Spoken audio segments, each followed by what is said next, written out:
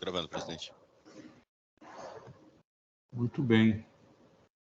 Muito bom dia a todos. Essa é a sessão de julgamento da primeira Câmara Julgadora do Tribunal de Impostos e Taxas, do dia 24 de outubro de 2023. Estão presentes aqui na sessão, eu conduzindo os trabalhos, doutor João Maluf Júnior, os demais juízes, doutor Thierry Serikawa, doutora Ana Paula Bismara Gomes, doutora Sulamita Layon e o representante fiscal, doutor Pedro Abraão.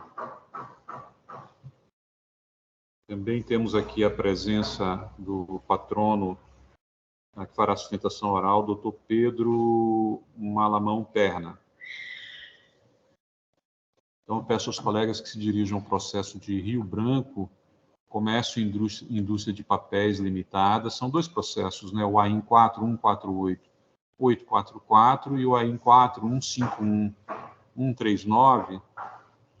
Eles são processos que têm a sua similaridade, né? E guardam algumas diferenças, né? O processo do AIN 4151-139 tem recurso de ofício.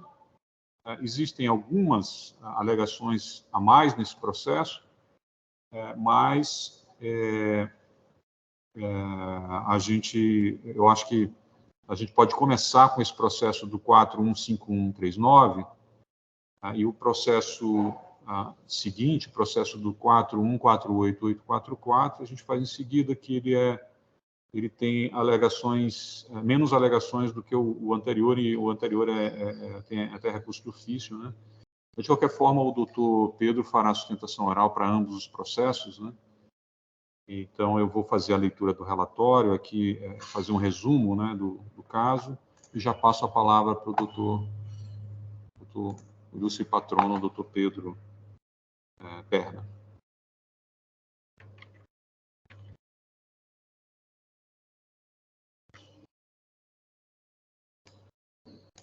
No caso aqui, desse processo AIN 415139, são recurso ordinário e recurso de ofício. O recurso ordinário e recurso de ofício em fase da decisão de primeira instância, que julgou procedente o presente AIN. Aqui houve emissão tanto nesse caso como no outro caso, emissão de nota fiscal de saída consignando declaração falsa quanto ao estabelecimento de destino. Vale mencionar aqui que a suposta destinatária, no caso desse processo aqui, a editora gráfica Rebeca Irelli, teve sua inscrição estadual declarada cassada por ter sido comprovada a prática de ilícitos com repercussão no âmbito tributário.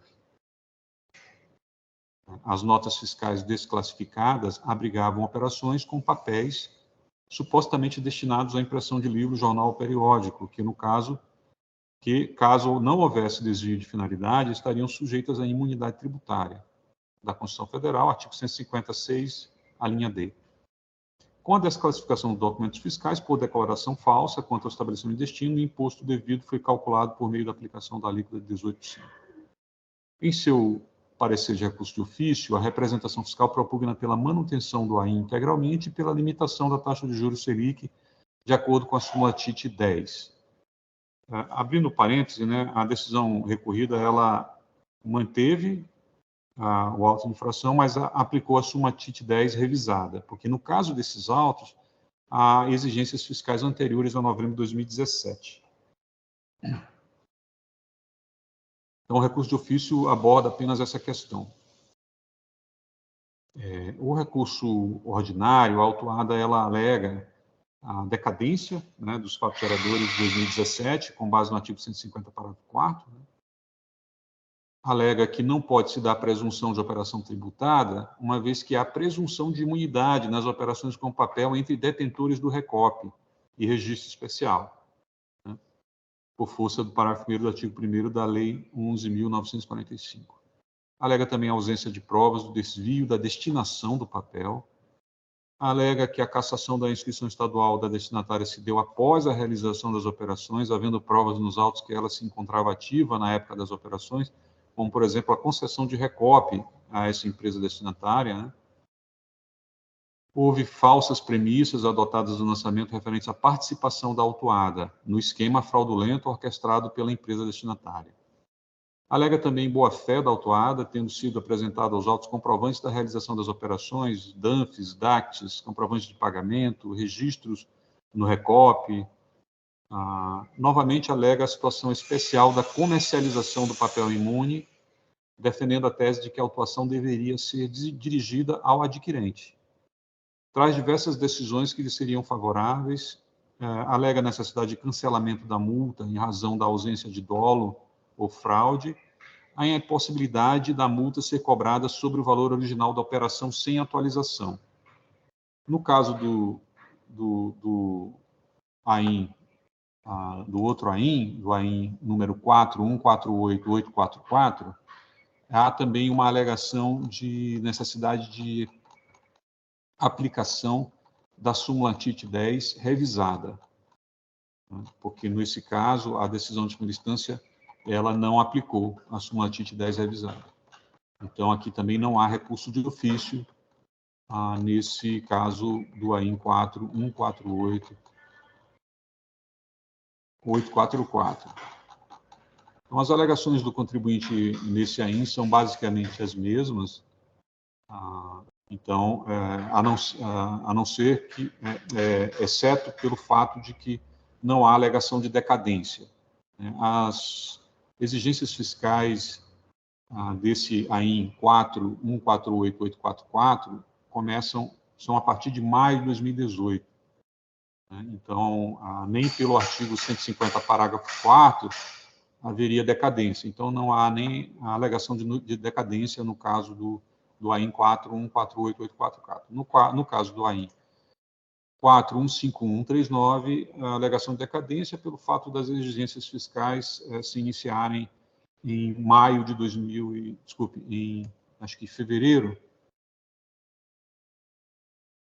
janeiro de 2017. Então, esse é o relatório, o resumo do relatório. Eu vou passar a palavra, então, para o patrono, né, doutor Pedro, fazer a sustentação oral. Doutor Pedro. Bom dia, presidente, a todos os ilustres julgadores desta primeira Câmara de Julgamento. Bom, inicialmente, e aqui eu gostaria de centrar mais na questão da operação do papel imune, que é aquela destinada à impressão de livros, revistas, jornais, periódicos, tal como esculpida na Constituição. E essa operação é uma operação extremamente controlada, porque as empresas precisam manter o registro especial no âmbito federal e no âmbito estadual. Nos termos da legislação federal número 11.945, de 2009, e do convênio CONFAS número 48, de 2013. Para a concessão desses registros, a empresa precisa atender a uma série de requisitos prévios, como a comprovação da capacidade empresarial e a existência do estabelecimento cadastrado. Ou seja, a concessão do registro pelo fisco é condição suficiente necessária para a presunção da regularidade das operações beneficiadas pela imunidade do papel. No âmbito estadual, se presume imune as operações realizadas entre os estabelecimentos detentores do Recope, inclusive toda operação envolvendo o papel imune no âmbito estadual, antes de ser realizada, é informada no sistema Recope com o aceite da própria Secretaria da Fazenda. Além disso, é importante ressaltar a Portaria CAT número 14, de 2010, que preceitua que eventual desvio de finalidade do papel imune e a cobrança do imposto que deveria ter incidido na operação devem ser imputados ao adquirente e não ao vendedor, pois é o adquirente que dá a destinação diversa ao papel.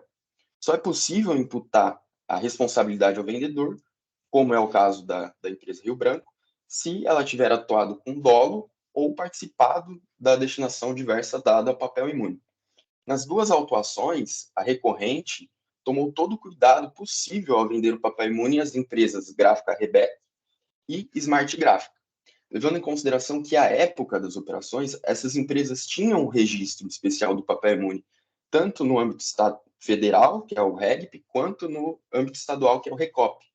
Situação cadastral regular, CNPJ ativo, contrato social, grande fluxo de operações, não havia nenhuma outra cautela possível que a recorrente empresa Rio Branco pudesse adotar para realizar a comercialização do papel imune com as empresas das duas autuações.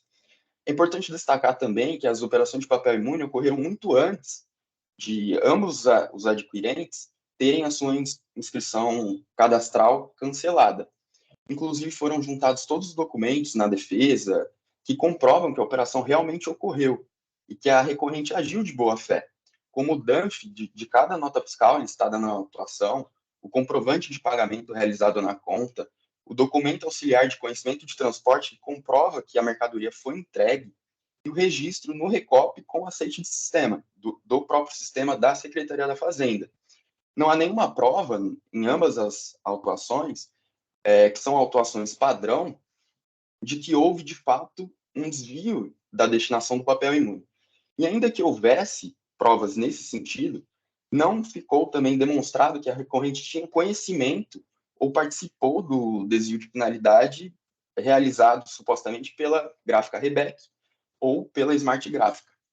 De maneira que troca de e-mails com as adquirentes que foram adotadas como premissas nas autuações não demonstram nenhuma participação no desvio do papel imune. Apenas se tratam trocas comerciais cotidianas com empresas adquirentes do papel. E conforme dispõe o artigo 2º, parágrafo único da Portaria CAT número 14 de 2010, a responsabilidade pelos tributos devidos com o desvio de finalidade do papel beneficiado pela não incidência é da empresa que tenha adquirido o papel, o que não é o caso da recorrente em nenhuma das duas autuações. Portanto, diante da impossibilidade de penalizar o remetente de boa-fé pela suposta simulação dos estabelecimentos destino, dos destinatários das mercadorias, a recorrente vem requerer o provimento de ambos os recursos ordinários para que os autos de multa sejam integralmente cancelados. Bom, resumidamente, esses são os principais pontos do recurso. Gostaria de agradecer a atenção de todos.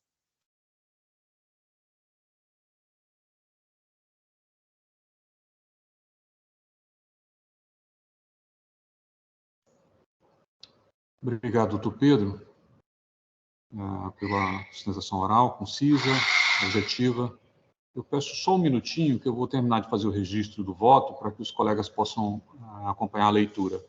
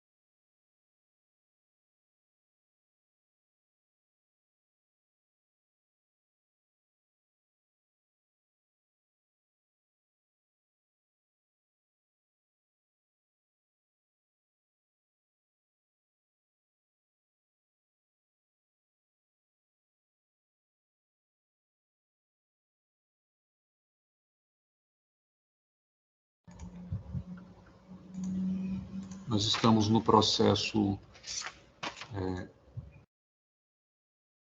do AIN 4151139.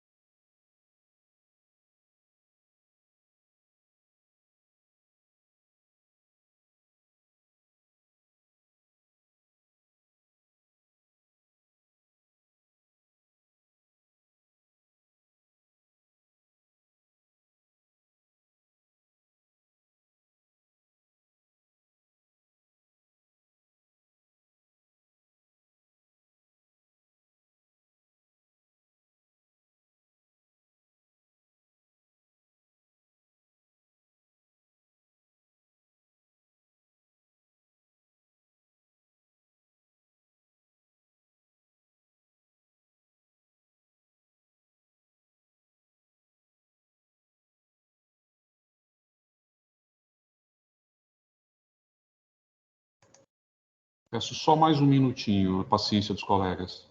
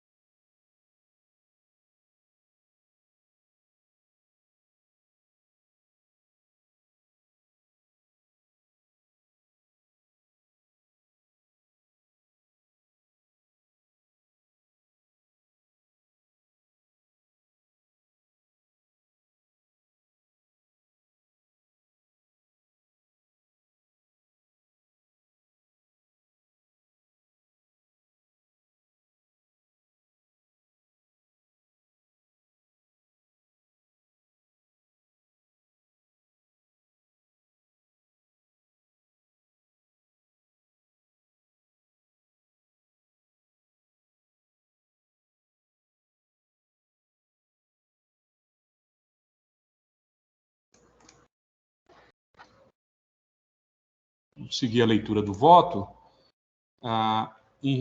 O processo, então, de AIN 415139, o voto já se encontra aí registrado, né? Os colegas podem acompanhar.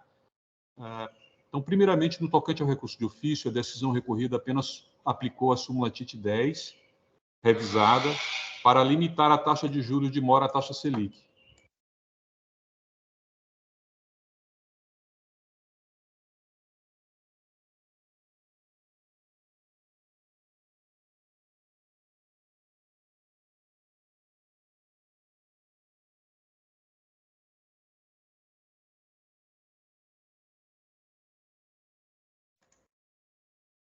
Então, como essa nova orientação jurisprudencial simulada, então o recurso de ofício é de ser desprovido.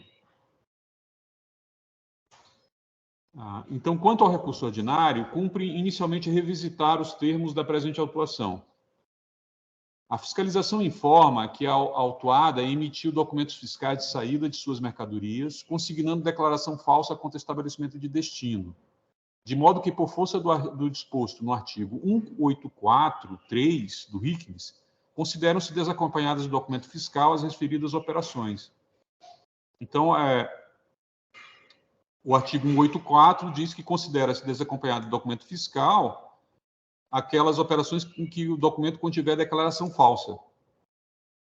Então, o primeiro ponto a se notar é que, por força do acima citado dispositivo, basta que o documento contenha declaração falsa para que seja ele desqualificado e a operação seja considerada como se tivesse desacompanhada de documento fiscal.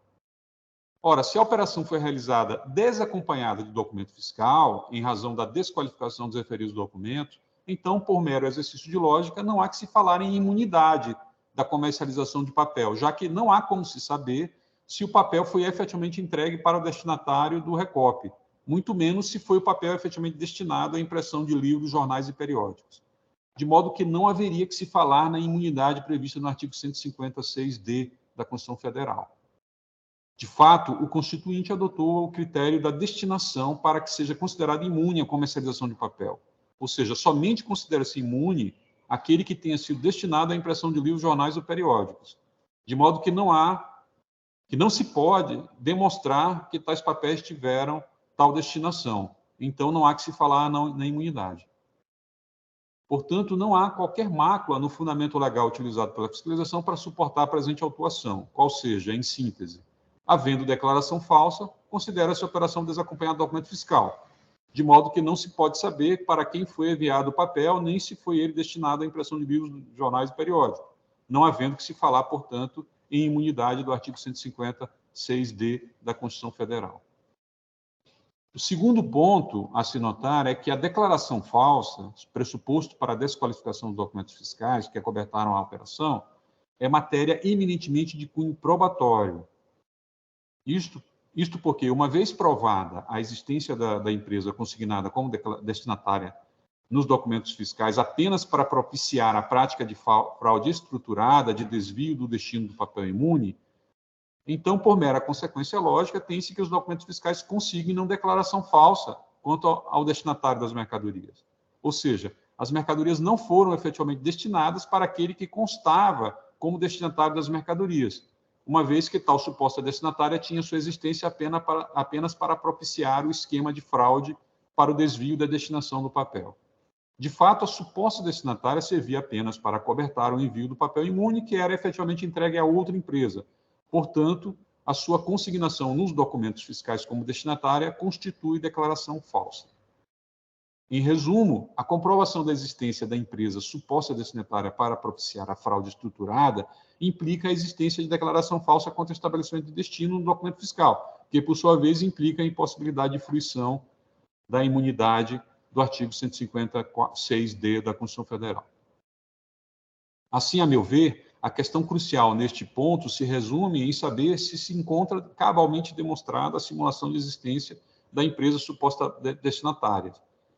Portanto, já apreciando uma primeira alegação recursal, não assiste qualquer razão à recorrente quanto à afirmação de que não se pode considerar presunção de operação tributada, uma vez que há presunção de imunidade das operações com papel realizadas entre detentores do Recope e registro especial. por força do parágrafo 1º do artigo 1º da Lei 11.945.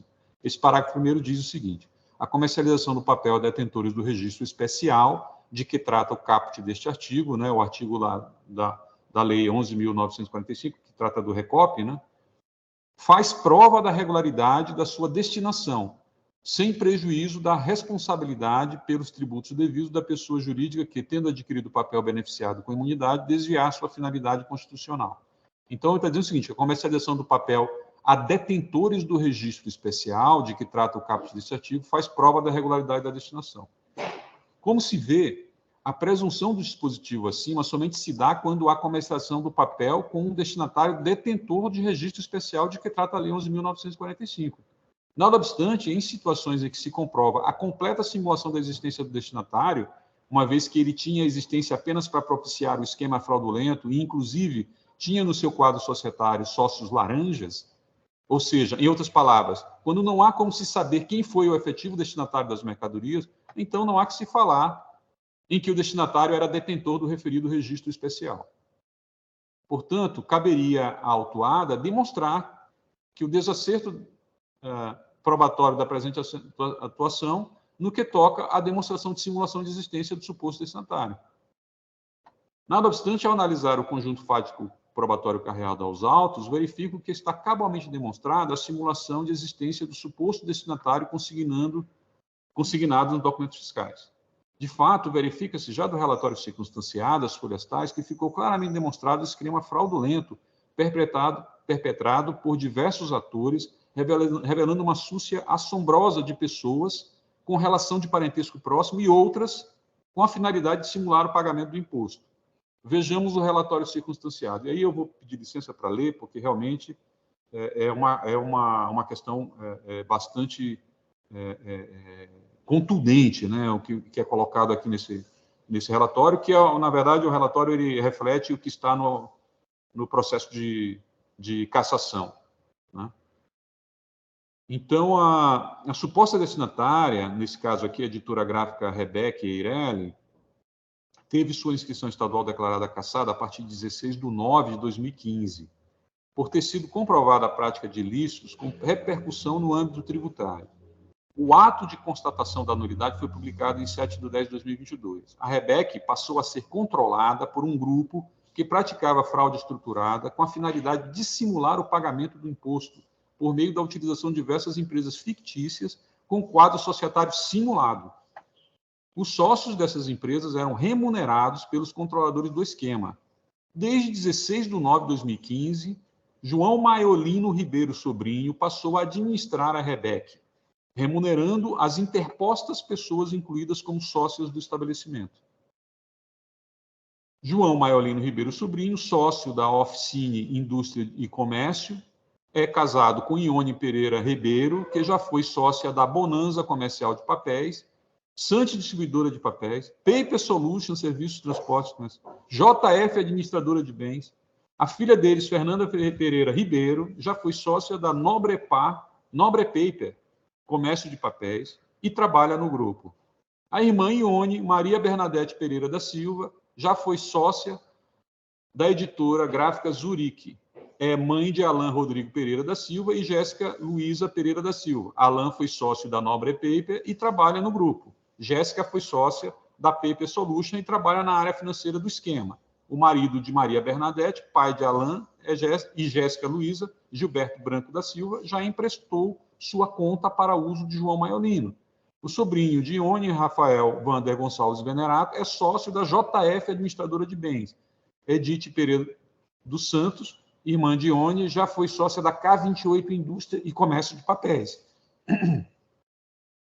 Também irmão de Ione, Florisvaldo Pereira, foi sócio da comercial Zive Papéis Limitada. Arnaldo Aparecido Ribeiro foi sócio da Mega Papéis de Embalagens Promocionais e é primo de João Maiolino Ribeiro, sobrinho. Seus pais, Roberto Maiolino Ribeiro e João Maiolino Ribeiro, são irmãos. Arnaldo é casado com Jeane Lopes da Silva, que trabalha no grupo, assim como sua irmã Jéssica Lopes da Silva.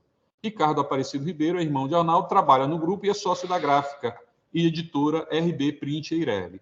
João Maiolino Ribeiro, sobrinho, trabalhou nas empresas CAD Promocional e Embalagem nos anos. A CAD teve como sócio Luiz Carlos Antunes Pereira e Maurício Pereira Pissarro e esteve sob controle efetivo de João Maiolino Ribeiro Sobrinho a partir de meados de 2014. A K28 teve como sócios Caralinho Batalha Pissarro e Vitor Batalha Pissarro, filhos de Maurício Pereira Pissarro e Margarete da Silva Batalha Pissarro.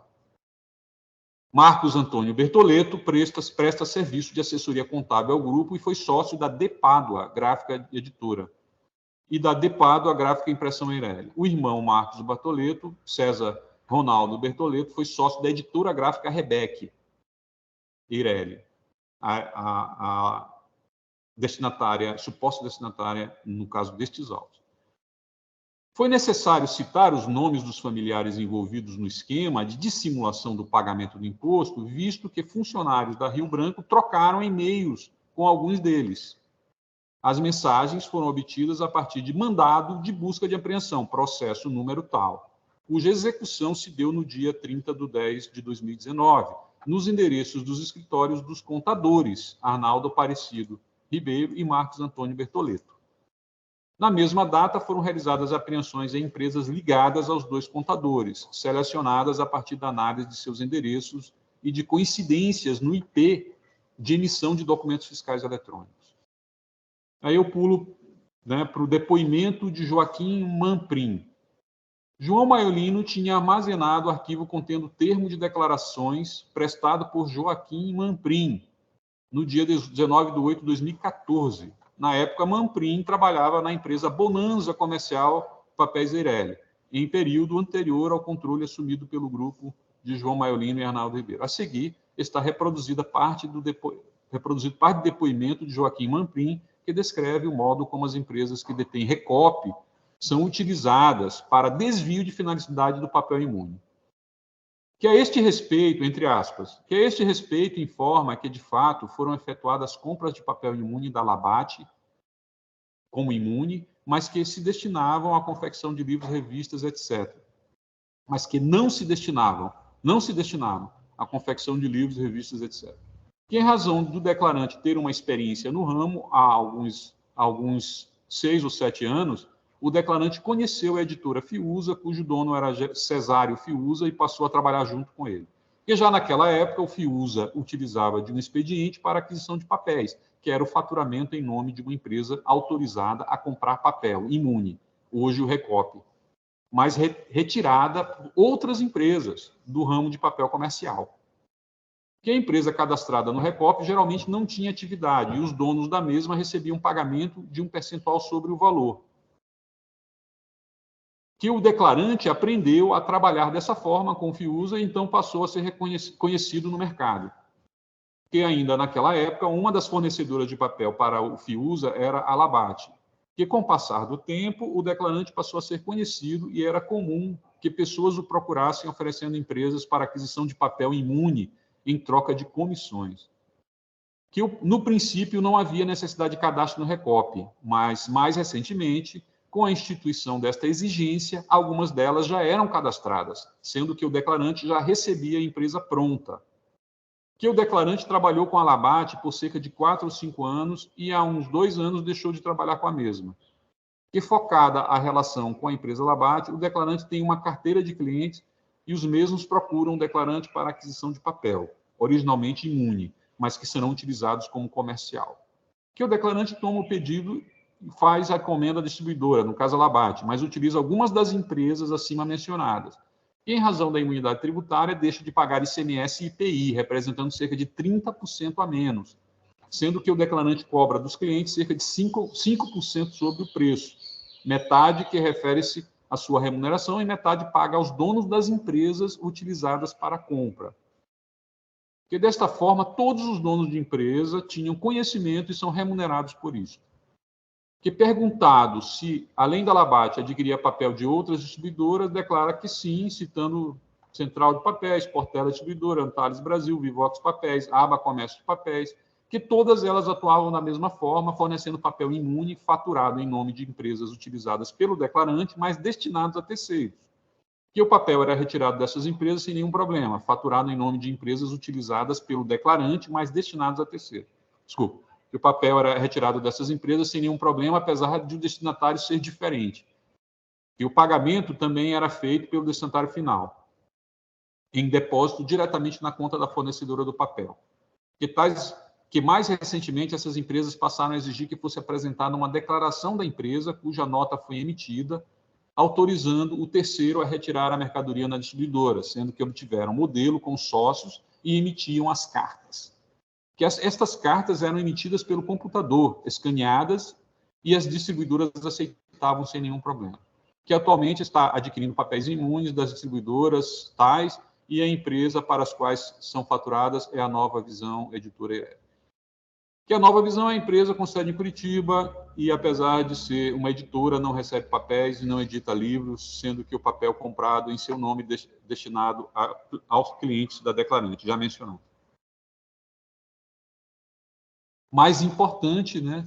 E aí continua a manifestação fiscal, mais importante no depoimento do que a menção às empresas fornecedoras de papel é a descrição do procedimento utilizado por elas para se eximirem da responsabilidade pelo desvio da finalidade do papel. As cartas de autorização para retirada são utilizadas para que o verdadeiro cliente final retire no fornecedor sem intermediários, mesmo com o documento fiscal constando como destinatário uma empresa de existência simulada. No caso deste AIN, a Rebec foi a empresa utilizada para viabilizar o desvio de finalidade. E aí, retornando ao meu voto, o que se vê claramente, portanto, é que um esquema fraudulento estruturado em que as empresas de fachada com registro no Recope acobertavam o desvio de finalidade do papel comercializado. Por outro lado, a participação da autuada no esquema está claramente demonstrado com base nas provas dos autos. Vejamos mais uma vez o relatório circunstanciado. Também o relatório circunstanciado se refere ao processo de cassação de imunidade. Então, ele diz o seguinte: será demonstrado que os funcionários da Rio Branco tinham conhecimento de que João Maiolino e seus familiares controlavam diversas empresas de constituição societária diversificada e que, apesar disso, continuavam vendendo para essas empresas. Em alguns casos, será possível demonstrar, inclusive, o conhecimento da Rio Branco acerca do cliente de fato das mercadorias. As provas foram obtidas a partir da apreensão digital realizadas nos endereços de Arnaldo Ribeiro e Marcos Antônio Bertoleto. A apreensão trouxe trocas de e-mails, documentos de vinculação empregatícia e ordens de coleta que auxiliaram na compreensão do modelo de funcionamento da fraude. Pela Rio Branco, o principal contato durante todo o período foi Janaína Fernanda Fidelis, vendedora da empresa. Segundo o perfil da funcionária no LinkedIn, Janaína exerce essa função na Rio Branco desde setembro de 2009. E, pelo menos desde 2014, Janaína Fidelis conversa com o controlador das empresas fraudulentas, João Maiolino. No e-mail abaixo, Janaína envia para João Maiolino, que na ocasião estava utilizando o e-mail da editora Zurique, a captura de tela referente a um pedido de papel couché. Na mesma data, João faz outra cotação, desta vez utilizando o e-mail de Maria Bernadette Pereira da Silva, que era sócia ostensiva da editora Zurique e cunhada de João Maiolino. Maria Bernadette recebia valor mensal para emprestar o nome como sócia da Zurique. Na resposta da Rio Branco, Janaína demonstra ter conhecimento de que o e-mail de Maria Bernadette é operado por João Maiolino. Na própria mensagem, Janaína envia a cotação de offset para o e-mail da Zurique da Officine de João Maiolino. A seguir, João reenvia a cotação para a Biapel, Comércio de Papéis Ireli, que era o cliente real do produto. A Zurique foi utilizada apenas para dissimular a operação que realmente ocorreu e para que o imposto não fosse devidamente recolhido. Na mensagem abaixo, Janaína deixa claro que a cotação se refere a pedidos de Carlinhos, da Biapel. No e-mail Janaína Fidelis envia para João uma mensagem com o assunto pedido Luciana. A seguir, João retransmite a cotação para Vanpel. Isso ocorria também em outros clientes finais. No pedido abaixo, Janaína envia e-mail para a funcionária da Zurique e para Maurício Lozinskas, que era o responsável pela empresa Bonanza. Nesse caso, o cliente final não era apenas citado no assunto, mas também destinatário da mensagem, reforçando o conhecimento da Rio Branco no desvio de finalidade de papel. Na mensagem a seguir, a situação se repete. Quem é incluído como destinatário agora é César Carboni, da Carbopel, Comércio de Papéis e Embalagens, cliente das mercadorias. Em 2016, no entanto, a Rio Branco identificava a editora Rebec como destinatária, mas as trocas de e-mails seguiam sendo entre João Maiolino e Janaína Fidelis. Em outubro de 2016, um pagamento da Rebec feito por engano pela conta da De Pádua resultou em uma mensagem da Janaína a João Maiolino, pois a situação deveria ser resolvida. Ou seja, Janaína tinha conhecimento de que João Maiolino controlava as duas empresas e era ele quem poderia dar solução ao problema. Apesar de a Rio Branco ter recebido o valor correto, a situação não podia ser mantida desse modo, visto que no futuro a Rio Branco poderia ter que prestar contas ao fisco. Depois de receber dados da Smart Gráfica, nova empresa que o grupo John Maiolino passaria a operar, a Janaína responde que o cadastro já foi feito. Essa Smart Gráfica é a suposta destinatária no caso do outro processo, que nós vamos julgar em seguida. Como é o mesmo... nós estamos tratando aqui do mesmo processo de apreensão, né, de busca de e-mails e tudo, que envolve todas as empresas do grupo, então ela também está citada aqui, também as demais empresas. Mas no caso desses autos, a destinatária é a Rebec, né? E, portanto, essa Smart Gráfica aqui é do caso do outro auto. Então, ela diz que depois de receber dados da Smart Gráfica, a nova empresa, ela fez o cadastro. No mesmo mês, a Rio Branco já passou a operar com a Smart, conforme demonstra essa troca de e-mails entre Janaína e João Maiolino. No mês de outubro de 2018, Janaína Fidelis deixa claro que a Arnaldo Ribeiro que o pedido realizado via Smart deve ser entregue na PGE Produções Gráficas. As conversas trazidas a este relatório revelam o pleno conhecimento que a Rio Branco tinha da fraude estruturada, arquitetada por João Maiolino, da existência de diversas empresas Eireli, controladas por uma única pessoa, que sempre aparecia como uma nova empresa, quando as anteriores começavam a apresentar problemas junto aos órgãos de fiscalização. Fecha aspas. Desse modo, claro está, das diversas comunicações acima referidas, bem como dos documentos que as acompanham, como cópias de e-mails, comprovantes de transferência, boletos bancários, propostas comerciais e pedidos, que a autuada tinha efetivamente conhecimento do desvio de destinação do papel engendrado. Portanto, não assiste razão à recorrente no tocante à alegação de ter se dado falsas premissas adotadas no lançamento referentes à participação da autuada no esquema fraudulento orquestrado pela empresa destinatária Rebec. Veja que, em seu recurso, a autuada não consegue desqualificar as provas contundentes de sua participação no esquema fraudulento, restando incontroverso que a pessoa de nome Janaína era efetivamente aquela que figurava como interlocutora pela empresa autuada, conforme o vasto conjunto probatório carreado aos autos e acima referido. Ora, se a partir de meados de 2015 até a sua baixa em 2018, a empresa suposta destinatária, eu vou ter que trocar, não é fornecedora, é destinatária, existia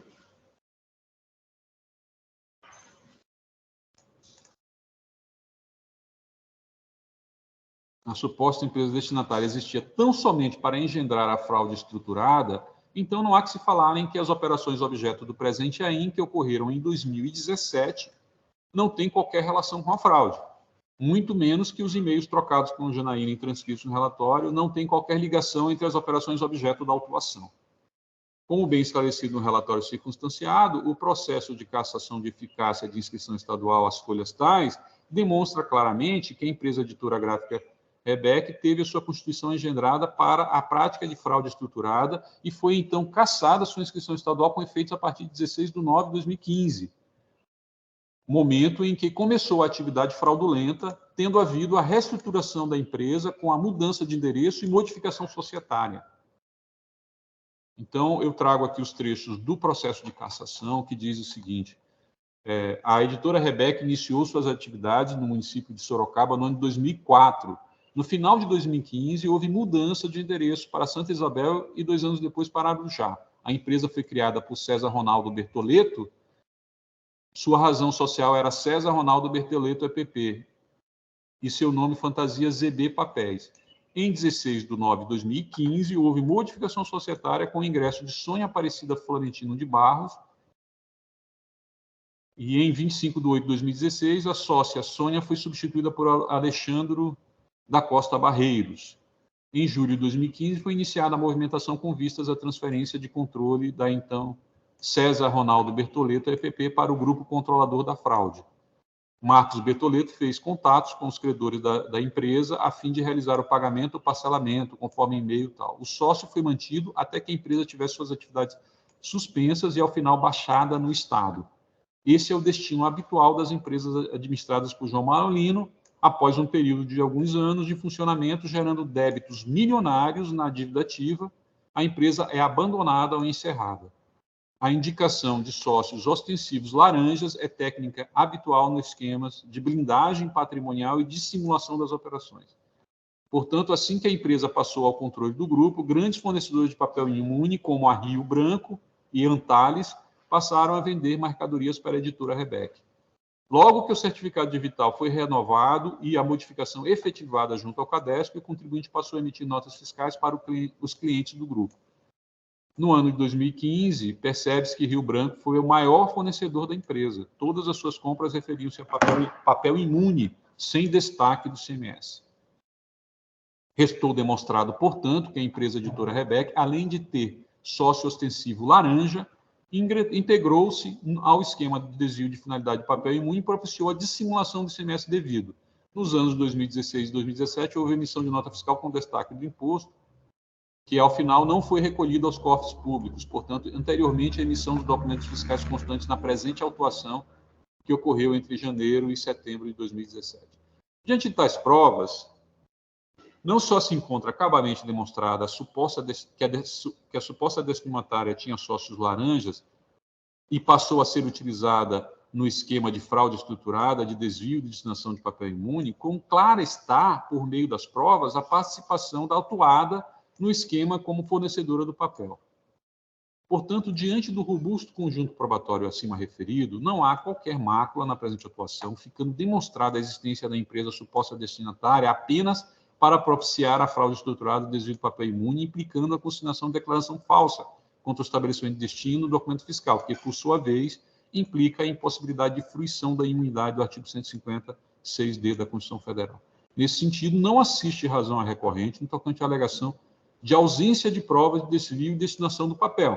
E, pelo contrário, como visto anteriormente, existe prova contundente do desvio do papel, bem como da participação da autuada no esquema.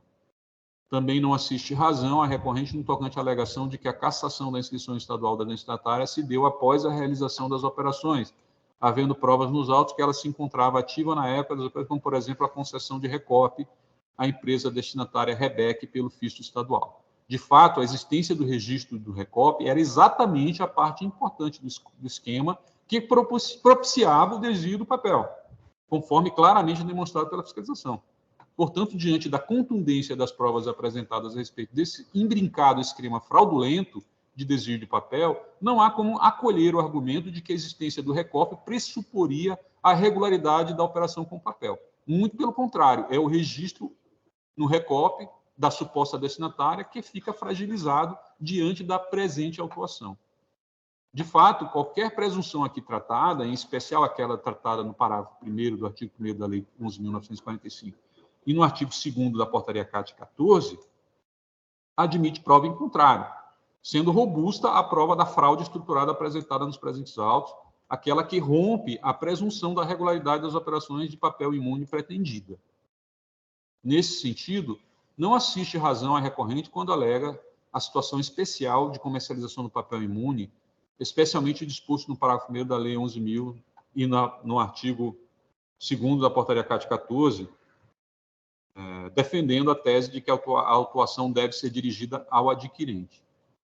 De fato, a infração descrita no AIN exordial de consignação de declaração falsa quanto ao estabelecimento de destino foi cometida pela autuada a hora autuada, sendo, portanto, sua a responsabilidade que advém de tal conduta infracional, não havendo que se falar que a autuação deveria ser dirigida ao adquirente. Também não assiste razão à autuada no tocante à alegação de sua boa-fé, que supostamente estaria aprovada por meio de DANFs, DACs, comprovante de pagamento, registro das operações no Recope, etc. Em primeiro lugar, não há que se falar em boa-fé da autuada, uma vez que está claramente demonstrada sua participação na fraude estruturada, conforme anteriormente exaustivamente referido. Por outro lado, a tese da boa-fé, que afasta a responsabilidade objetiva do direito tributário, aquela afirmada pela súmula 509 da STJ, ao contrário do que pretende o autuado, não se aplica ao caso em questão. Assim, perde o sentido qualquer questão que tenha que ver com a demonstração da boa-fé nos termos em que postos pela súmula 509 da STJ e das decisões preferidas em sessão monotemática pela Câmara Superior do TIT. De fato, a súmula 509 assim tratou da matéria. É lícito ao comerciante de boa-fé aproveitar créditos de ICMS decorrentes de nota fiscal posteriormente declarada inidônea, quando demonstrada a veracidade da compra e venda. Já pelo enunciado da súmula, verifica-se que lá se trata de situações bastante específicas, diferindo grandemente da situação posta no presentes autos, o que causa, no mínimo, enorme dificuldade de extrapolação daquela súmula para casos como aqui tratado. Veja-se que, no caso desses autos, o contribuinte é acusado de ter emitido documentos fiscais na saída de mercadorias consignando declaração falsa quanto ao estabelecimento de destino, portanto, de situação totalmente distinta daquela tratada na referida súmula.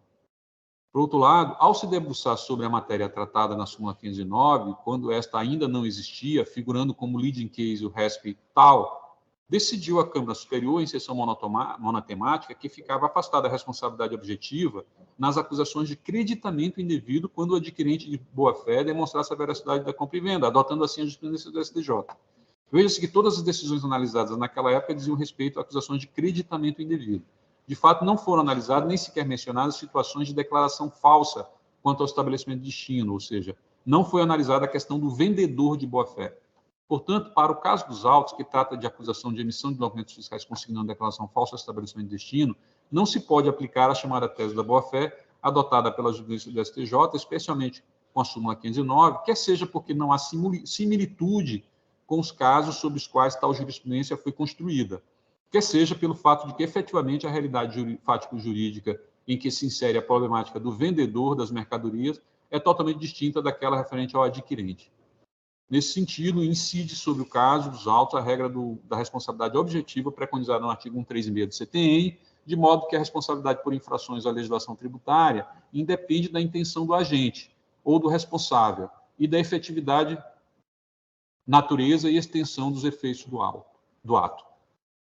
Ademais, quaisquer provas de pagamento feito à suposta destinatária em nada demonstra a boa-fé da autuada, no contexto dos autos em questão, uma vez que aqui ficou cabalmente demonstrado que o esquema de fraude estruturada em que participavam tanto a suposta destinatária como a própria autuada. Quanto à decadência, verifica-se que o artigo 150, parágrafo 4º do CTN não é aplicável ao caso dos presentes autos, tendo em vista que aqui ficou claramente demonstrada a participação em fraude estruturada. O artigo 150, o lançamento por homologação, né, ele, então, opera-se pelo ato em que a referida autoridade, tomando conhecimento da atividade assim exercida, expressamente homologa. Se a lei não fixar prazo para a homologação, será ele de 5 anos, salvo se comprovada a ocorrência de dolo, fraude ou simulação. Portanto, a existência de fraude impede que o lapso decadencial tenha termo em 5 anos da ocorrência do fato gerador. De fato, ao caso dos autos, o único lapso decadencial aplicável é aquele do artigo 1731 do CTN, o qual, contando 5 anos a partir do primeiro dia do exercício seguinte àquele em que o lançamento poderia ter sido efetuado, implicaria que a Fazenda teria até o último dia do ano de 2022 para efetuar a constituição do crédito tributário, fato que se deu efetivamente em 18/11/2022, com a ciência da lavratura do presente aí. Assim, não há que se falar em decadência. Não há como acolher a alegação de necessidade de cancelamento da multa aplicada em razão da ausência de fraude, dolo ou simulação, exatamente porque, no caso dos autos, há farta prova da existência de fraude. Por outro lado, a multa não pode ser cancelada pelo órgão de julgamento a não ser quando permitido por lei. No caso dos autos, não há que se falar em aplicação do disposto no artigo 527-A do RICMES, tendo em vista que a situação implicou falta de pagamento do imposto. Além disso, a existência de fraude também obstaria a aplicação do citado dispositivo. Não assiste razão à recorrente no tocante à alegação de impossibilidade da cobrança da multa sobre o valor originário da operação sem atualização. Este TIT já pacificou o entendimento sobre a matéria por meio da súmula 13 de 2018, de modo que a alegação não é passível de conhecimento. Ante todo exposto, conheço parcialmente, porém nego o provimento ao recurso ordinário, e conheço, porém nego o provimento ao recurso de ofício. Eu conheço parcialmente do recurso ordinário porque a matéria é simulada e ela não é passível de conhecimento. É como essa Câmara tem julgado, né? Ela tem se manifestado aqui já que questões contrárias à súmula, elas não são passíveis de conhecimento, é como a gente tem feito aqui, né? Então, mantendo a coerência, eu estou conhecendo parcialmente. Assim como o voto, meus colegas me desculpem pelo voto extenso, né? E pela problemática no início aqui, porque eu estou só com uma tela de computador, e aí, para mim, eu já estou acostumado com 2 telas, mas agora, hoje eu estou só com uma tela, tive um problema com a outra tela, então estou todo atrapalhado aqui, então peço desculpas. Eu vou, então, passar a palavra para cada um para o debate. Doutor Thierry.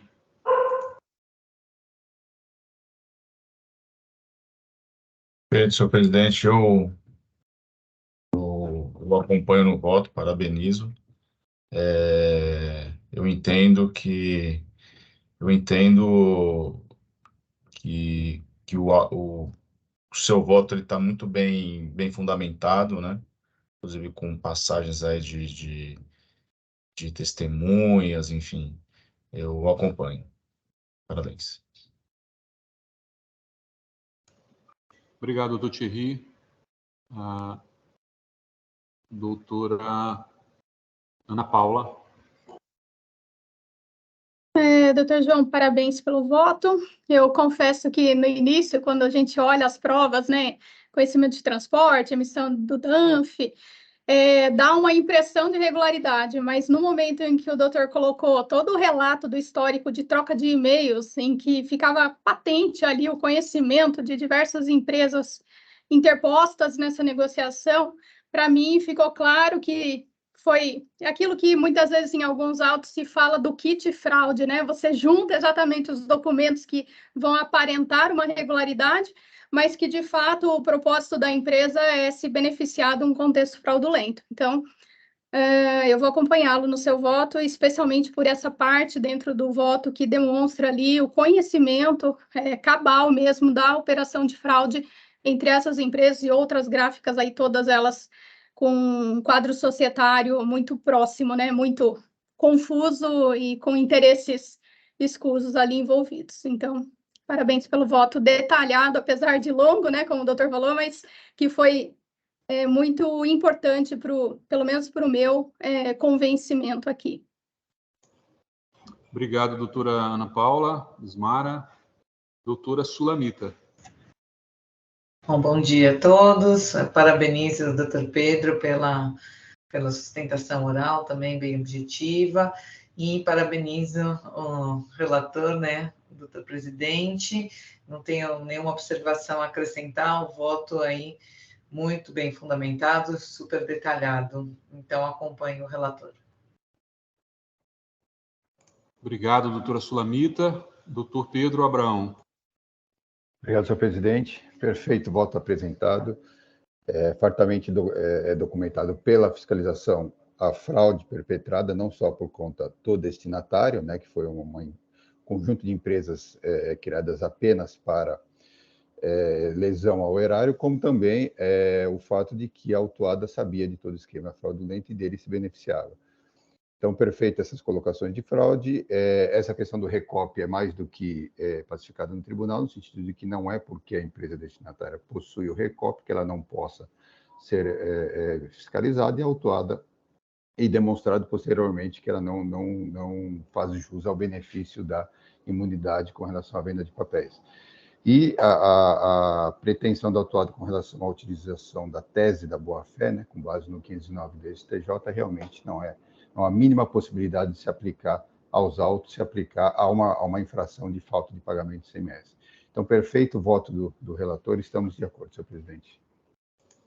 Obrigado, senhores. Então, vamos encerrar os debates, né? Já estamos em condições de votar, né? O processo já está com voto registrado. Peço, então, aos colegas que marquem a presença para a votação.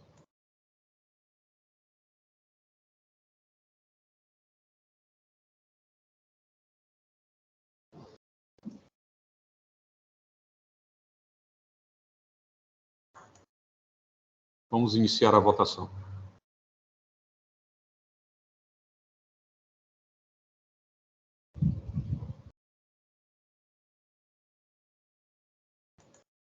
A votação foi encerrada. O processo de Rio Branco, Comércio, Indústrias e Papéis Limitada, AIM 4151139, teve o seu recurso ordinário conhecido parcialmente e não provido, e o recurso de ofício conhecido e não provido. Em decisão unânime. O próximo processo da Rio Branco, ele é um processo similar, né? Eu já expliquei a respeito das diferenças, né? Eu peço aos colegas que se dirijam ao processo, o voto já se encontra registrado, é o AIN 4148844. O voto é pelo conhecimento parcial e não provimento. A única particularidade aqui que nós temos nesse caso, quer dizer, não tem discussão de decadência, né? E a particularidade é que aqui a primeira instância ela não acolheu a aplicação da súmula TIT 10 revisada, e eu também não acolho, né? Aqui as exigências fiscais, perdão, as exigências fiscais, elas conforme o AIN, elas são de maio a novembro de 2018 e abril de 2019 a fevereiro de 2022. Então, como a alteração legislativa ocorreu em novembro de 2017, então esses autos já contam com a taxa de juros de mora equivalente à taxa Selic. Então, não há sentido. Então, não tem cabimento o pedido de limitação da taxa de juros de mora à taxa Selic, uma vez que os presentes autos já se encontram com a taxa de juros de mora equivalente à taxa Selic, tendo em vista que as exigências fiscais aqui cobradas dizem respeito às referências do ano de 2018, portanto, posteriormente à alteração da legislação. Assim, no presente caso, não há que se falar em aplicação da súmula TIT 10 revisada. Essa é a única particularidade do caso, né? Eu, então, conheço parcialmente, porque o contribuinte também aqui trata da questão da súmula TIT 13, né? E, porém, nego provimento ao recurso ordinário. Só tem recurso ordinário no caso dos autos. Eu vou, então, abrir aqui os debates. Doutor Thierry.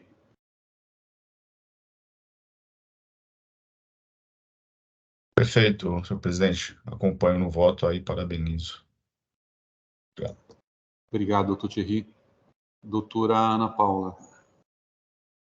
Eu vou acompanhá-lo também, doutor João. Obrigado. Doutora Sulamita. Também acompanho, presidente. Doutor Pedro, alguma observação? Nenhuma, senhor presidente. Caso análogo ao anterior, a decisão é exatamente a mesma. Obrigado. Perfeito, obrigado. Então, vou encerrar aqui os debates e pedir a presença dos colegas para a votação.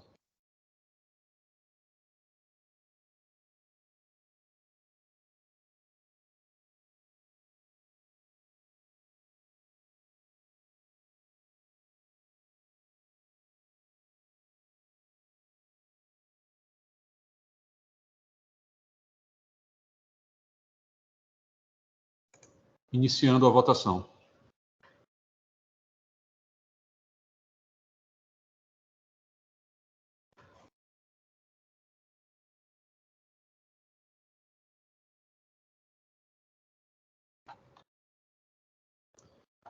Votação realizada.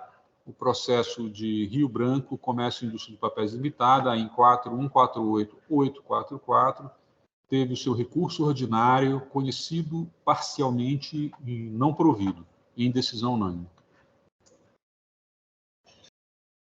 Muito obrigado, doutor Pedro. Nós vamos passar para um próximo processo. Um bom dia.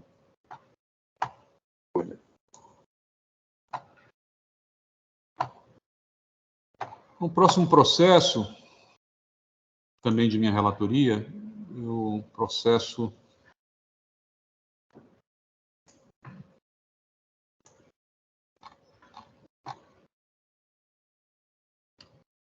de alternativa náutica limitada a em 4150678. Eu peço aos colegas que se dirijam ao processo.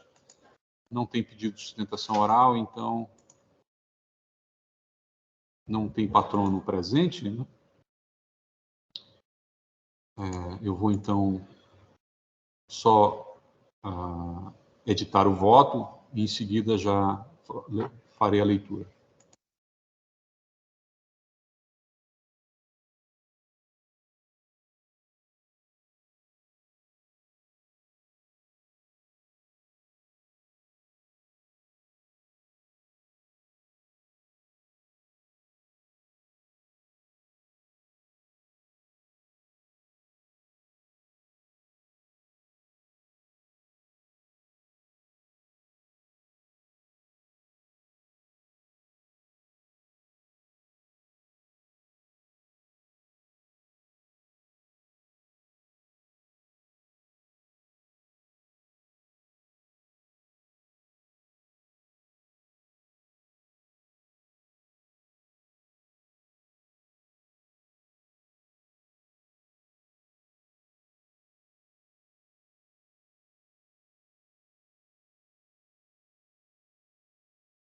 O voto já se encontra registrado.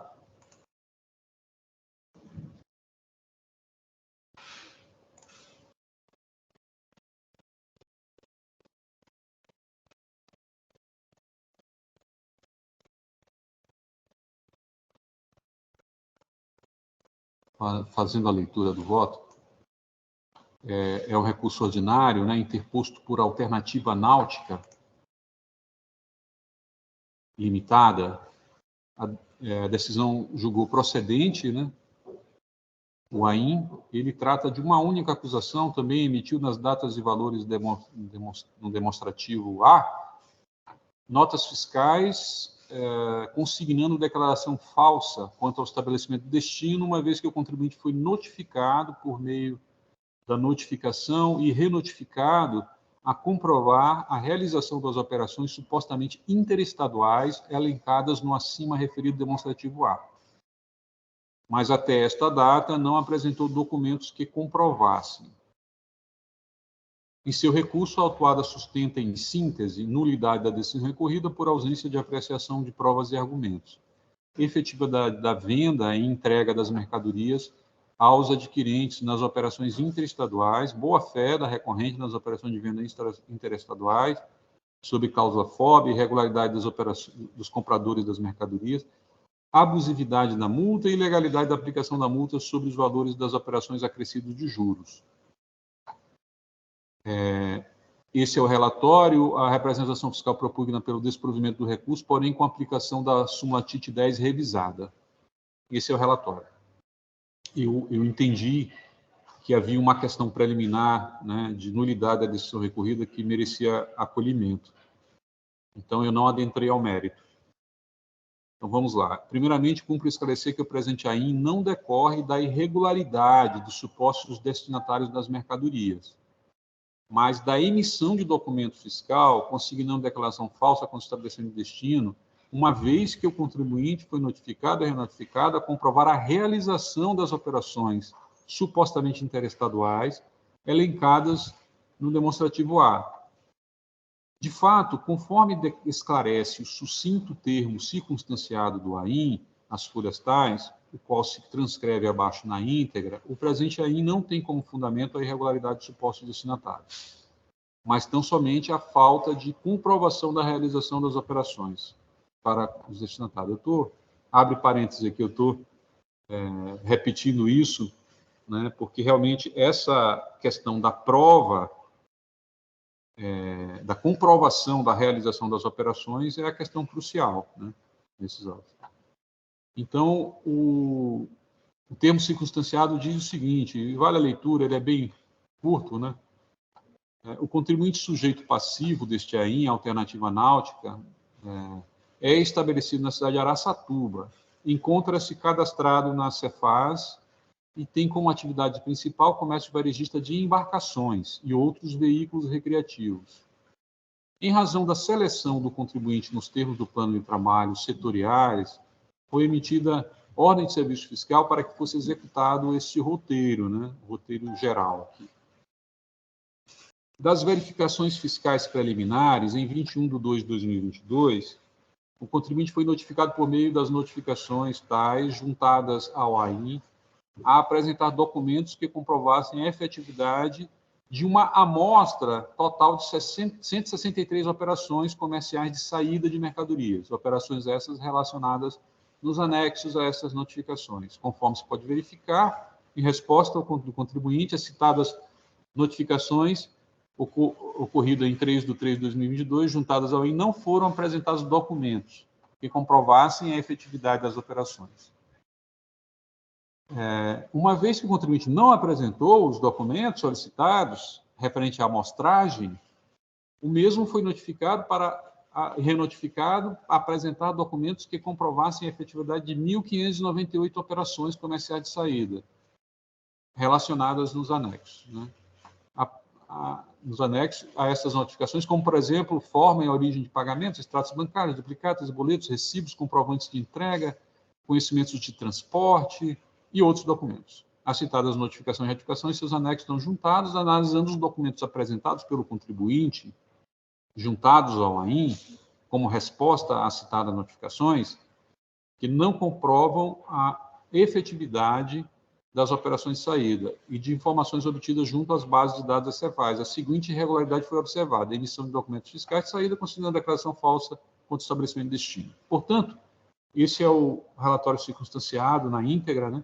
Portanto, mais uma vez, a tônica da presente atuação é a falta de comprovação por parte da autuada de que as operações ocorreram com um destinatário, localizados em outras unidades da Federação. Nada obstante, verifico no recurso a alegação preliminar de unidade da decisão recorrida possui, a meu ver, procedência. De fato, a recorrente se ressente de que a decisão recorrida teria deixado de apreciar argumentos e provas, conforme segue do recurso. O contribuinte fala no recurso, eu vou tentar resumir o recurso dele. E, todavia, trata-se de equivocada presunção, visto que, além das informações prestadas em respostas às notificações, a farta prova documental que instruiu a defesa confirmou que tantas vendas interestaduais ocorreram e efetivamente se concretizaram, inclusive com a saída das mercadorias do território paulista, que foram juntados manifestos eletrônicos de documentos fiscais, autorizações para emissão de notas fiscais assinadas pelo adquirente da mercadoria, ou seu representante legal, e com firma reconhecida por autenticidade ao tempo das operações. Por meio desses documentos, os compradores autorizaram expressamente a recorrente a emitir nota fiscal, apontando-os como o destinatário da mercadoria, tendo tais adquirentes se contribuintes de ICMS se comprometido ao recolhimento diferencial de alíquota interestadual, com o reconhecimento de que o valor correspondente ao DIFAL foi subtraído da quantia paga pelo produto comprado, em que pese nas autorizações não consta o número da nota fiscal, porque foram assinadas antes da emissão do documento fiscal, basta analisar o nome do subscritor, a data da assinatura e a mercadoria adquirida em conjunto com o demonstrativo A para se chegar ao número da nota fiscal. Assim, por exemplo, a autorização assinada por Daci Alves da Costa, em Paranaíba, Mato Grosso do Sul, em 28 de junho de 2019, com firma reconhecida por autenticidade na mesma data, faz referência à aquisição de motor de polpa 50 HP Mercury. Desse modo, pelo nome do destinatário e pela data, é possível constatar, por meio das informações que constam no demonstrativo A, que a autorização se refere à operação retratada na nota fiscal 18.422. Todavia, como pôde o ilustre julgador fiscal nada mencionar sobre todas as aludidas autorizações, com firma reconhecida por autenticidade ao tempo das operações? Né? Aí, outras provas: guias comprovantes de recolhimento diferencial de alíquota, guias nacionais de recolhimento de tributos estaduais e seus respectivos comprovantes de pagamento, indicando que a recorrente não apenas vendeu e entregou a mercadoria ao comprador situado fora do Estado de São Paulo, mas efetuou o pagamento do diferencial de alíquota. Comprovantes de consumo se integra.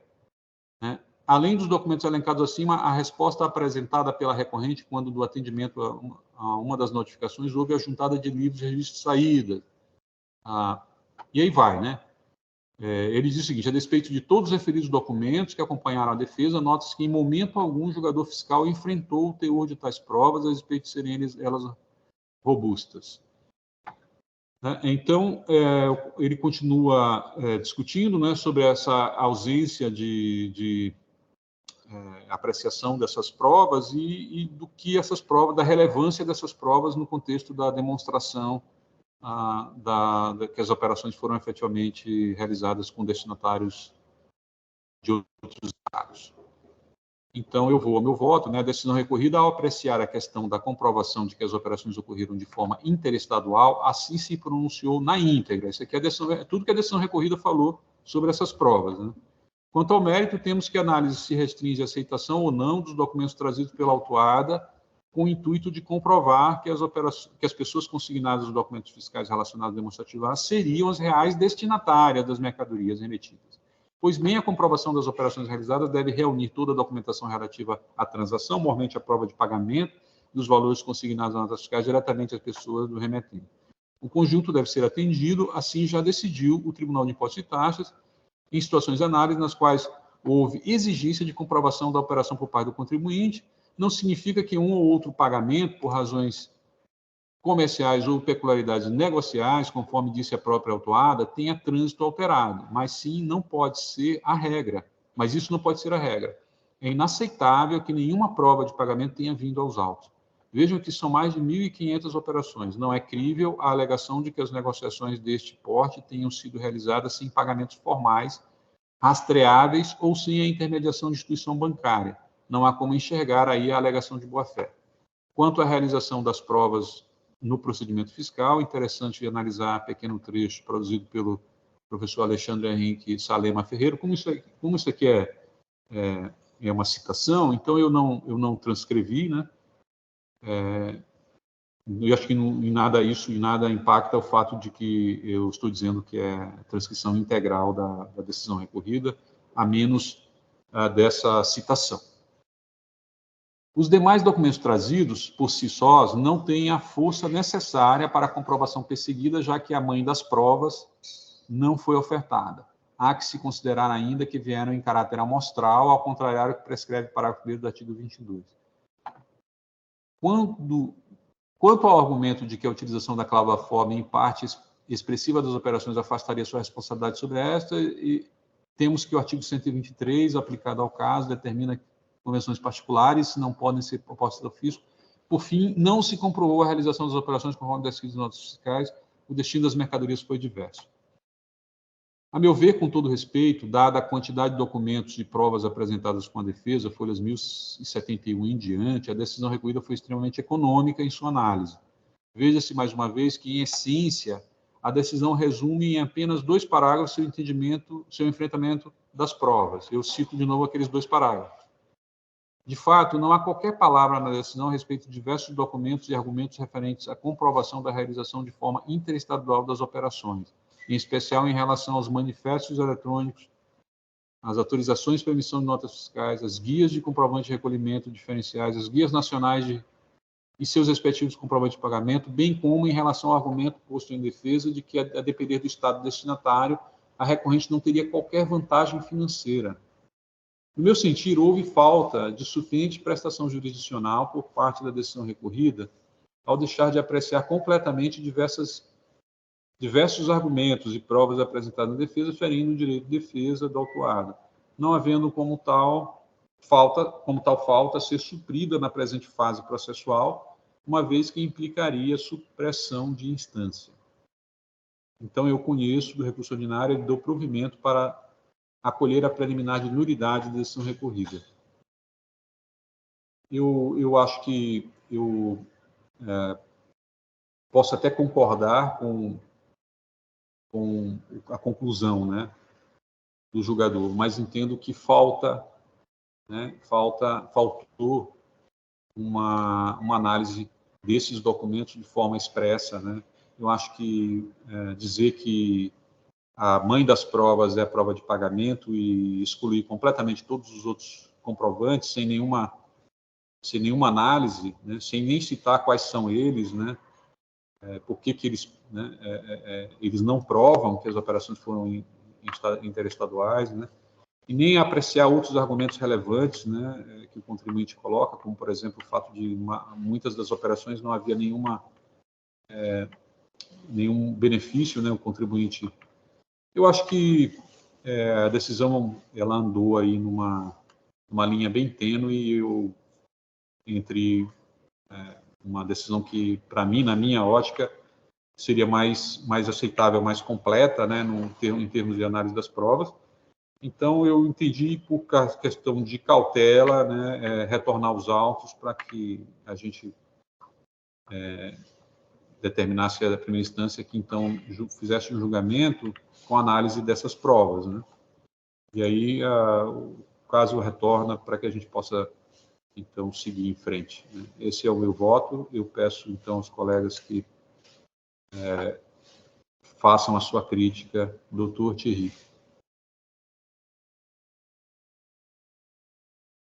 Só aproveitar aqui e tirar uma dúvida, senhor presidente. A preliminar de nulidade seria o artigo 22, então, da lei, é isso? Parágrafo 1º?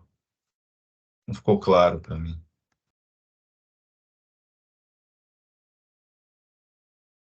O que é citado aqui, eu não entendi qual o fundamento. Não entendi mesmo. Qual lei, doutor Thierry? O fundamento dessa preliminar de nulidade, qual seria o artigo? Seria o artigo 22 da Lei 13.457? o contribuinte ele faz uma alegação de nulidade no recurso, né, da decisão recorrida.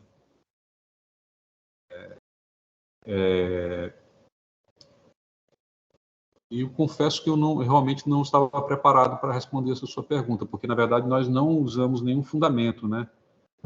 Efetivamente, existe esse fundamento na lei, ela estabelece na nossa lei processual, né, no processo civil também, que todas as nulidades, alegações de nulidade devem ser apreciadas, e caso a decisão ela efetivamente tenha incorrido numa nulidade, né, por falta de apreciação de provas e tudo, ela é passível de ser anulada. Eu não sei se o contribuinte usou algum fundamento legal para isso, né? Eu não sei qual seria a implicação de ter ou não esse fundamento aí no recurso, doutor. Poderia esclarecer?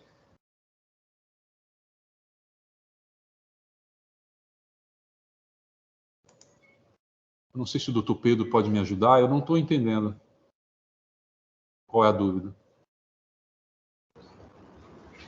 Senhor presidente, eu estou pegando a legislação aqui, realmente eu não vejo como amparar a decisão aí no artigo 22, entendo que o artigo 22 da 13457 não seria o caso.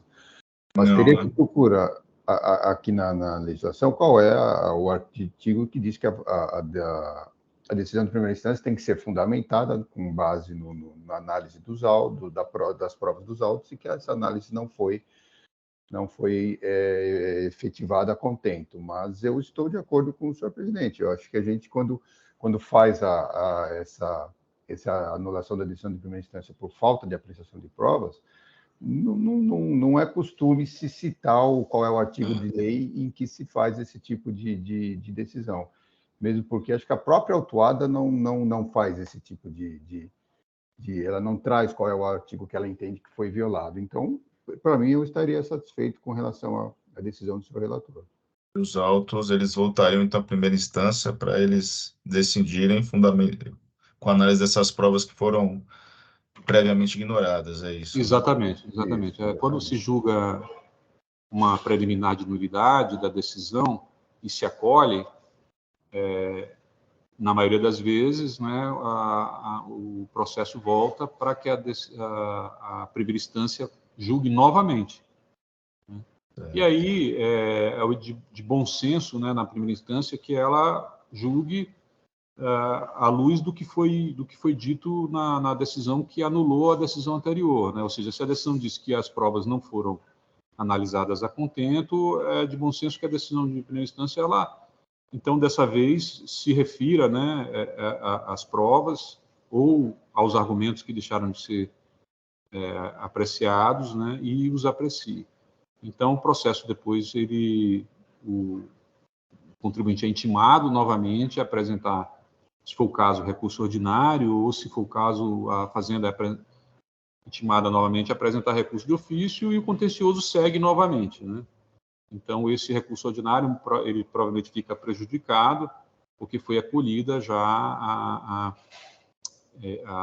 preliminar, foi acolhida não, meu voto acolheu a preliminar, caso seja sufragado aqui na Câmara, né, fica acolhida a preliminar de nulidade, né? Então, acabou que a gente não adentrou ao mérito, né, só julgou a nulidade, anulou a decisão, nova decisão vai ser proferida na primeira instância. Esse é o rito. Estou satisfeito, senhor presidente. Obrigado aí pela explicação, doutor Pedro também. Realmente o doutor João aí sempre tem um voto muito bem didático, né?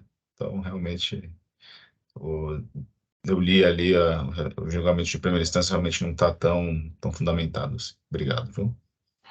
Obrigado, doutor Thierry. Desculpa, eu realmente não havia entendido. Aí depois é que eu percebi realmente que o doutor estava preocupado com qual seria o rito, né? Como ficaria esse recurso e tudo mais. Então, muito obrigado. Eu vou passar, então, para a doutora Ana Paula. Bom, doutor João, eu parabenizo pelo voto. Eu entendo que o fundamento aí da questão da nulidade por ausência de análise de provas essenciais aí, né? Que dizem respeito diretamente aos fatos, ele tem muita correlação com a ampla defesa mesmo, né? Se parte dessas provas elas são ignoradas, ou ao menos não é tecido nenhum comentário sobre elas no julgamento, isso pode sim representar aí uma preterição do direito de defesa ampla aí do contribuinte. Então, eu acho que por cautela mesmo, é recomendável que essa decisão ela tenha algum trecho dela em que se tecem aí considerações a respeito da qualidade dessas provas, se elas são indícios de que a operação efetivamente ocorreu ou não, até para que o próprio contribuinte possa exercer o seu recurso, né, o direito aí de recorrer, fazendo considerações à decisão, né, de primeira instância e conclusões que o julgador tributário chegou. Então, eu entendo que é válido. E um segundo ponto que eu acho que muito assertivo no seu voto, doutor João, é a questão de que se a gente aceita uma decisão de primeira instância que considera única e exclusivamente, né, como mãe das provas, o pagamento, a gente pode criar um precedente em que a gente desconsidere em outras provas, né? E aí, eventualmente, em casos futuros, o contribuinte pode vir a dizer que basta que ele comprove o pagamento, né, ignorando os demais documentos fiscais e de transporte, etc., e bastaria, portanto, apenas a prova do pagamento para se comprovar que a operação efetivamente ocorreu, que não é o caso. Então, quando a gente leva em consideração uma única prova com tanta força, como aconteceu aí na primeira decisão, né, decisão de primeira instância, isso pode gerar aí um precedente que depois pode ser utilizado de maneira distorcida, né, gerando aí complicações até nos casos, para fins de analogia. Enfim, então eu vou acompanhar o doutor João, parabéns pelo voto, e também aí os esclarecimentos do doutor Pedro aí a respeito de como funcionaria aí essa nulidade, né? Mas é isso. Muito obrigado, doutora Ana Paula. Perfeitas suas colocações, né, pertinentes também, explicou agora claramente, né, também desse ponto de vista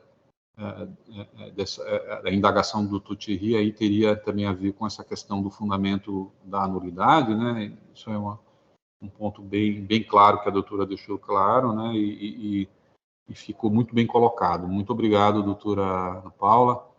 Eu vou passar então a palavra para a doutora Sulamita. Eu acompanho também, presidente, e parabenizo pelo voto. Muito obrigado, doutora Sulamita. Doutor Pedro. Perfeito, senhor presidente. Quando a gente analisa aqui a 1357 com relação à delegacia tributária de julgamento, então o artigo 38 fala: a decisão devidamente fundamentada será proferida por escrito, aplicando a legislação aos fatos apurados. Então, de acordo com o que o doutor colocou em seu voto, a decisão não está devidamente fundamentada, porque ela não analisou as provas e tampouco aplicou a legislação aos fatos apurados, porque ela realmente não diz por que as provas trazidas aos autos não comprovam a tese da autuada.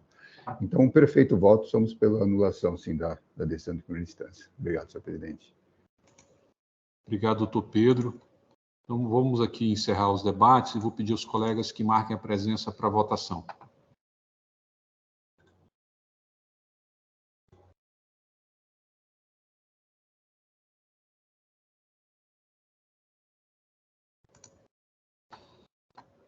Vamos iniciar a votação.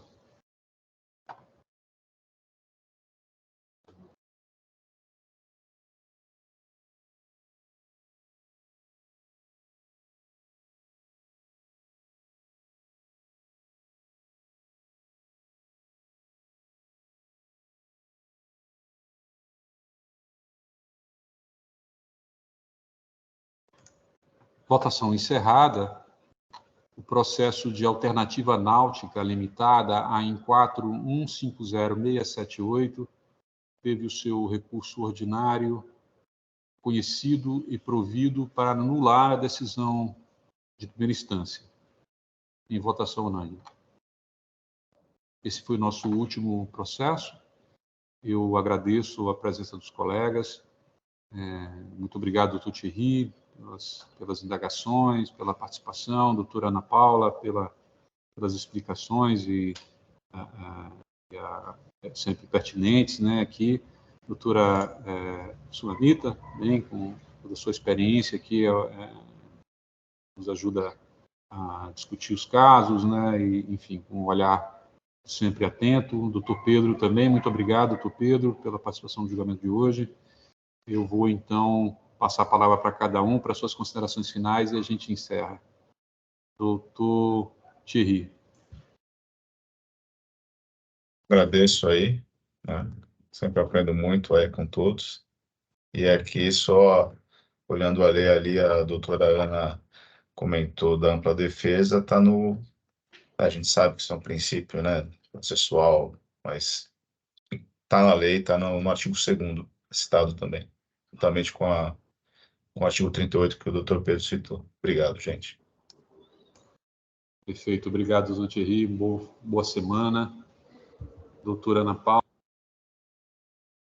Bom, quero só agradecer, foi um prazer estar aqui com vocês novamente, em especial doutor João e doutor Pedro, né, que convivíamos, doutor Pedro principalmente aí, no momento em que eu fui aí titular durante um período na primeira Câmara Julgadora, tenho excelentes lembranças, tenho saudades, então para mim foi um prazer encontrá-los aqui novamente. Obrigada por hoje e fizemos um bom trabalho. Muito obrigado, doutora Ana Paula, seja sempre bem-vinda e tenha uma boa semana. Doutora Sulamita. Bom, queria, em primeiro lugar, agradecer, né? Sempre um prazer participar dessa Câmara, sempre um grande aprendizado.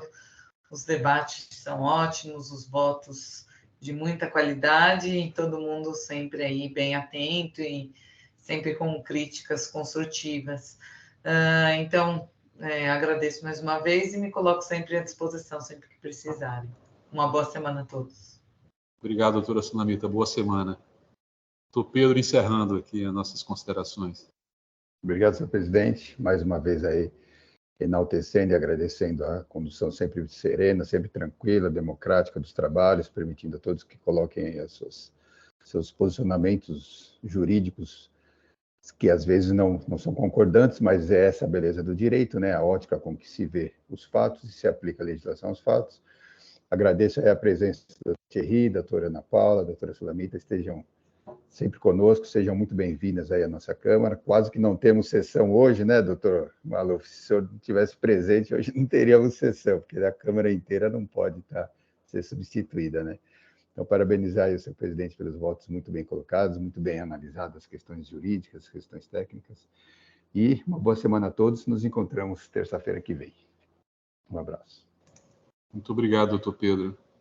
Uma boa semana e sejam sempre bem-vindos aqui. Os juízes que substituem são juízes de altíssima qualidade, né? O Tribunal Tite tem essa vantagem, né, de atrair sempre mentes, profissionais experientes e bastante capacitados, tanto do lado da Fazenda, como especialmente do lado dos contribuintes, né?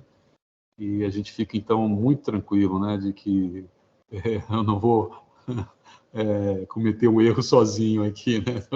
Eu sempre bem acompanhado. Então, eu agradeço a presença dos colegas, né, e sejam sempre bem-vindos aqui à Câmara. E vamos encerrando por aqui. Essa foi a sessão de julgamento da primeira Câmara Julgadora do Tribunal de Impostos e Taxas do dia 24 de outubro de 2023. Muito obrigado, uma boa semana e até a próxima sessão. Um abraço a todos. Obrigado, um abraço.